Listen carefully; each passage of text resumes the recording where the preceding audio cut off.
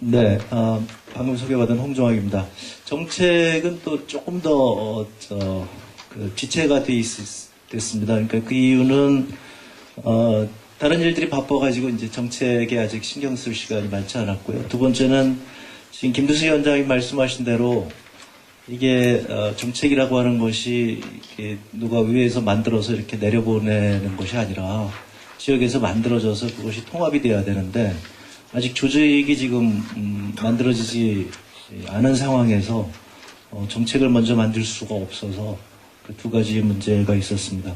저희가 목표로 삼고 있는 것은 일단 혁신과 통합에 의해서 만들어지는 새로운 정당은 기존 정당의 정강 정책을 뛰어넘는 수준이 되어야 된다. 그것은 뭐 틀림없이 우리가 달성을 하는 목표로 저희가 설정해 놓고 있고요. 그리고 따라서 그것을 위해서 이제 지역 조직이 활성화되는 즉시 이런 정책을 수집하는 과정이 또 곧 활성화돼야 되겠다. 그것을 목표로 삼고 있습니다. 그래서 저희가 지금 하는 일들은 그런 작업을 위해서 지금 깃발을 그냥 여기저기 지금 꽂아보는 겁니다. 그래서 많은 분들이 의견을 통합하기 위해서 이렇게도 꽂아보고 저렇게도 꽂아보고 그러니까 앞으로도 정책 제안이 많이 있다고 그동안 이제 저희한테 주어진 이런 것들이 돼야 되지 않겠느냐 정책에서. 그래서 그런 것들을 그냥 쫙 나열을 해놓은 겁니다. 이런 것들이 이제 좀 더 많아져야 될 거라고 생각이 되고요. 여기 나와 있는 이 내용들에 대해서 사실 뭐 크게 이견이 있을 부분은 많지 않으리라고 생각을 합니다. 물론 이제 세부적인 부분으로 들어가면 많은 논쟁이 있는데요. 그래서 그 큰 부분에 대해서 일단 동의를 할 수 있는 공감대를 넓히는 그런 정책들을 지금 모으고 있습니다.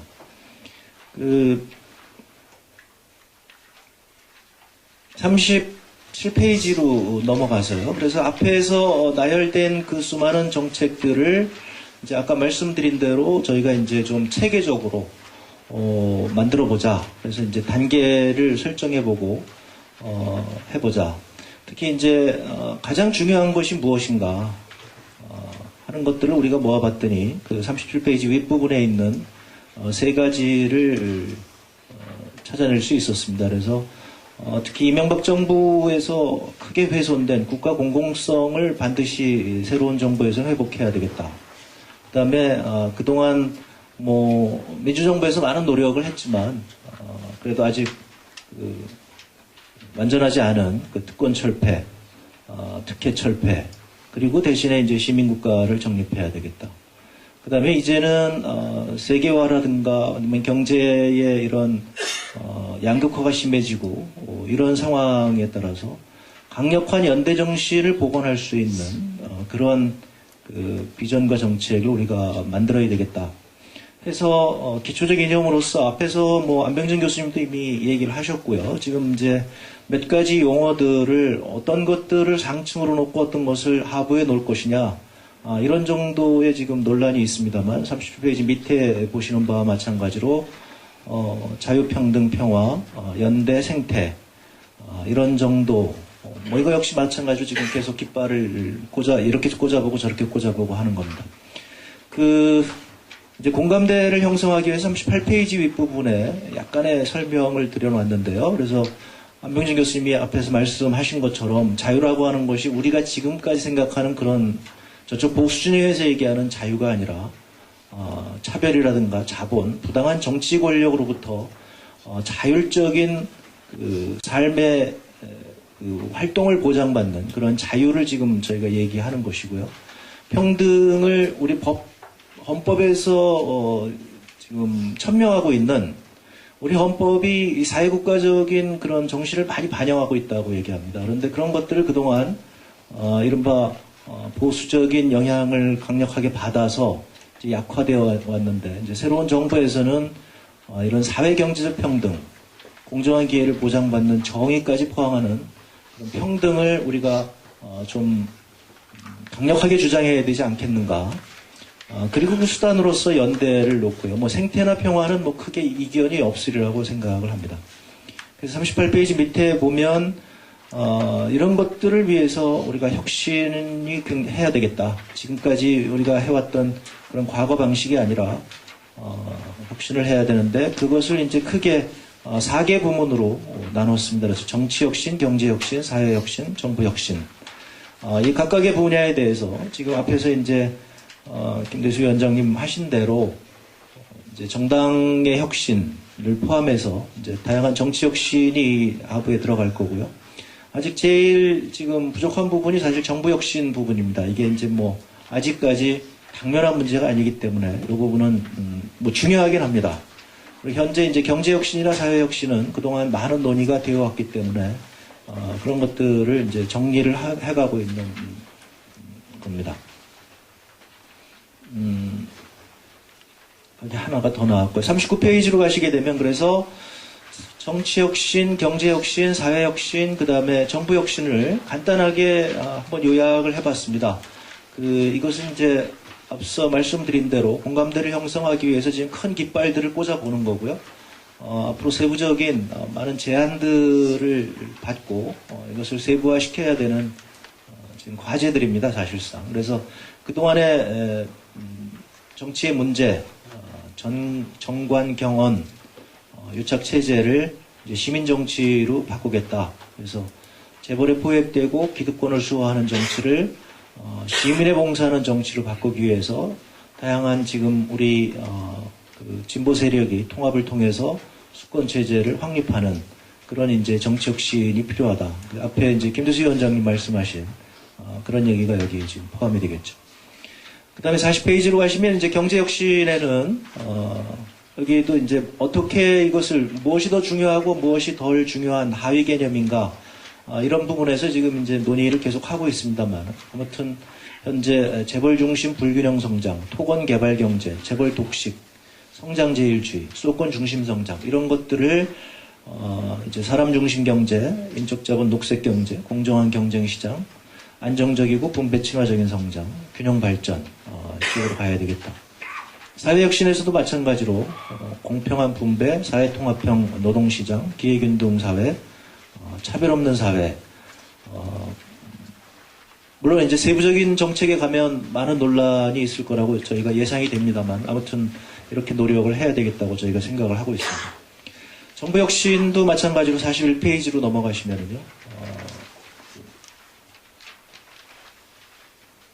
우리가 목표로 삼는 것은 아무튼 봉사하는 정부, 시민이 참여하는 정부, 공정한 정부, 그 다음에 권력기구가 독립된 그런 정부를 우리가 만들어 봐야 되겠다. 이건 뭐 그동안 이명박 정부의 단점을 보고서 아주 그야말로 이제 뼈저리게 느끼는 이런 부분이 아닐 수 없습니다. 그래서 41페이지 밑부분에 이제 그렇게 정리를 했습니다. 결국 정치혁신, 경제혁신, 사회혁신, 정부혁신을 통해서 우리가 새로운 정부는 국가 공공성을 회복을 하고 시민국가를 만들어서 이제 사회통합이 이제 가장 중요한 저는 개념이라고 생각을 합니다. 그래서 일단은 우리의 목표로 하는 국가를 하여튼 필요로 하는 개념들을 다 넣어왔습니다. 그래서 정의롭고 평등한 민주복지국가다. 이 부분에 대해서도 앞으로 무엇을 가장 중요한 개념으로 우리가 설정하는 것이 좋을 것인가 여기에 대해서 이제 더 많은 논의가 필요하다고 생각합니다. 지난번보다 뭐 그래도 조금 진전이 된 게 필요할 것 같아서 42페이지에 그 한 분야로 경제혁신 부분만 최근에 논의되고 있는 것들을 한번 정리를 해봤습니다. 그래서 진보적인 경제 정책, 우리가 얘기하는 경제 혁신에 의해서 도대체 무엇을 하려고 하느냐, 과거하고는 다르게 우리가 새로운 경제를 만들려고 하고 이 새로운 경제에는 우리가 새로운 성장 동력을 필요로 한다. 그 새로운 성장 동력이라고 하는 것이 이제 성장 과실의 공정한 분배에 의한 사회 통합의 사회적 자본, 보편적 복지에 의한 내수 확충과 모험 기업의 육성, 교육과 근로에 집중하여 창조 경제로의 전환, 미래형 기반 시설과 산업의 육성을 통한 지속 가능한 성장, 공공부문과 시장의 경쟁을 통한 효율성 제고, 국가 균형 발전을 통한 성장 잠재력 확충. 이 내용은 사실상 뭐 외국의 진보적인 경제 정책에서 사실 벗어나려고 많이 노력을 해봤는데 나중에 정리를 하고 나서 보니까 이게 해밀턴 프로젝트나 지금 EU 2020이라고 해서 유럽의 성장 전략이 있는데 상당히 많은 부분이 거기하고 지금 같습니다. 그래서 여기 아마 이게 이런 부분에 대해서 고민을 많이 안 하셨던 분들은 특히 이제 경제에 대해서 많은 고민을 안 하셨던 분들은 굉장히 좀 생소하실 겁니다. 그런데 그 유럽이라든가 이런 해밀턴 프로젝트의 성장 전략을 보게 되면 여기 있는 내용들을 이제 이해를 하실 수 있을 겁니다. 그러니까 한 가지만 말씀을 드린다고 한다면 이명박 정부에서 너무 과거로 돌아갔기 때문에 그동안 우리가 좀 정체되어 있는 것 같습니다. 그러니까 예를 들면 지금 미국에서 같은 경우에 논의가 되는 경우는 뭐냐면 고층 빌딩이 발전소 역할을 한다는 것이죠. 그래서 그냥 우리 지금 고층 빌딩이 많이 져서 문제가 되는데 고층 빌딩이니까 햇볕을 잘 받을 거 아니겠습니까? 그러니까 저기다가 태양광 전지들을 붙여가지고 그 고층 빌딩이 발전소를 하고 그 발전소가 이제 전기를 생산해서 자기 빌딩 다 쓰고 그 다음에 이제 남으면 다른 빌딩에도 넘겨주고 이런 지금 논의들이 유럽이나 미국에서 논의가 되고 있습니다. 그러니까 완전히 새로운 차원의 그 친환경적인 그러한 경제의 완전한 혁신들을 저쪽에서 얘기하고 있는데 지난 몇 년간 우리가 그런 것들을 논의를 안 했기 때문에 이제 그런 논의들이 이제 필요로 할 것 같습니다. 43페이지를 보시게 되면 이제 진보적 경제정책의 3대 극복과제라고 제가 얘기를 했는데요.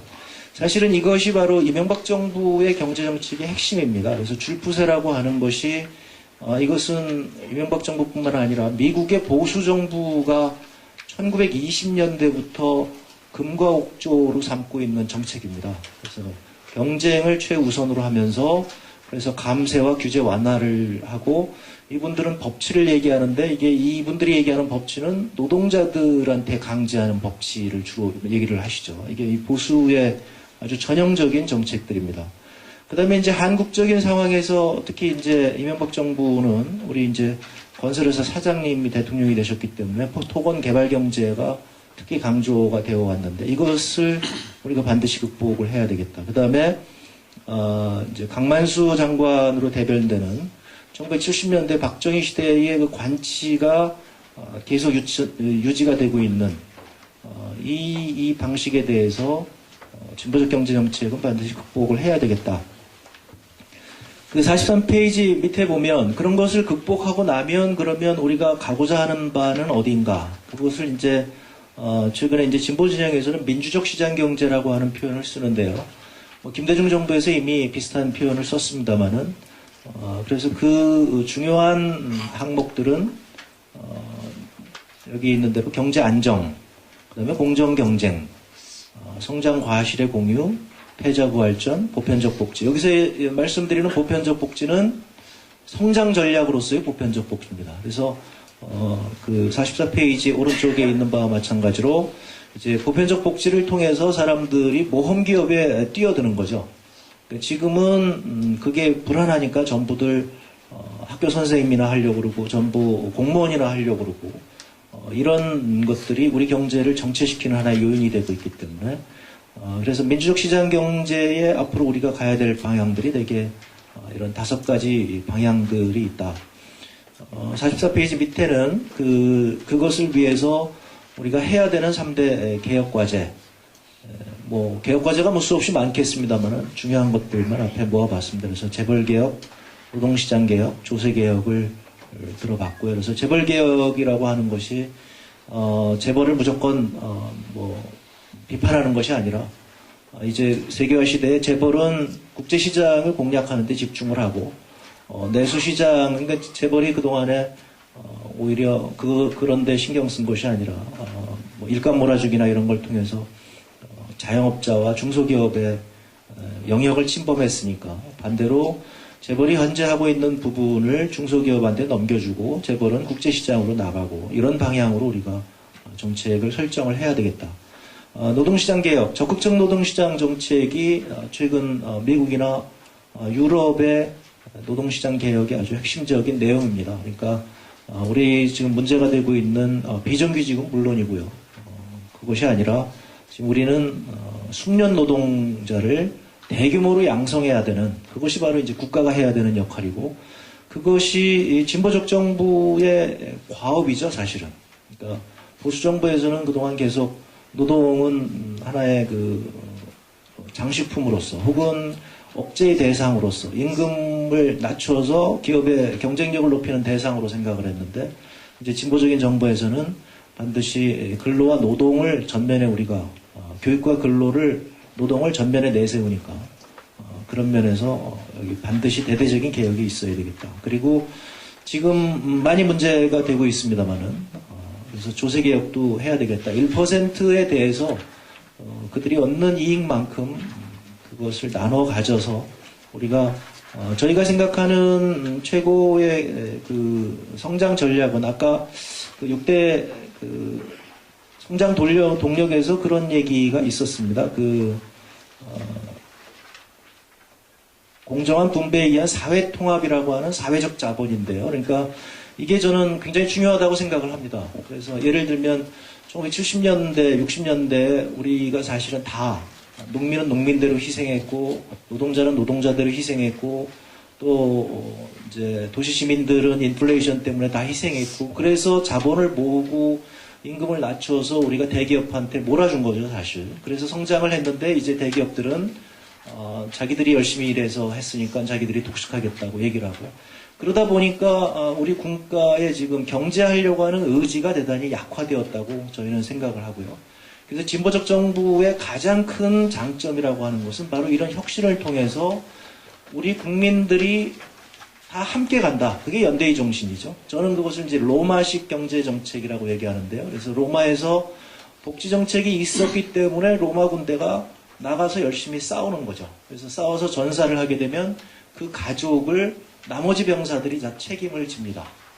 제가 농담에서만 얘기하는 것이 이것이 얼마나 강력하냐면 이 제도 때문에 이태리의 마피아가 지금도 존속하는 겁니다. 그러니까 경찰은 가족을 보호해주지 못하지만 마피아들은 자기가 잘못하더라도 자기가 없더라도 계속적으로 보호를 해주니까 열심히 일하는 바로 이런 정도로 복지라고 하는 것이 강력한 거고 우리가 연대라고 하는 것이 경제 성장에 있어서 강력한 것이다. 그것이 우리가 이제 가장 중요한 정책의 핵심이 아닌가. 그런 정도로 현재 지금 이게 아까 말씀드린 대로 이제 깃발들을 이렇게 지금 나열을 해봤습니다. 그래서 앞으로 각 지역이나 이런 데서 많은 제안을 주시게 되면 그것을 다시 한번 저희가 해보겠습니다. 마지막으로 말씀드리고 싶은 것은 이런 깃발들을 이렇게 나열하는 것이 사실 이제 전쟁에서 그렇게 잘 그런 것들을 하시는 장수들이 많이 나와야 전쟁을 이기는 거거든요. 그러니까 저희 같이 이제 책상에 있는 사람들이 잘 모르는 걸 현장에서는 확실히 아실 수 있으니까 우리가 보기엔 이 깃발이 훨씬 더 중요하다 그러면 그 깃발을 과감하게 들고 나오시고 저희한테 알려주시고 그것을 확산시키는 이런 작업이 앞으로도 필요하다고 생각합니다. 이상으로 마치겠습니다. 감사합니다.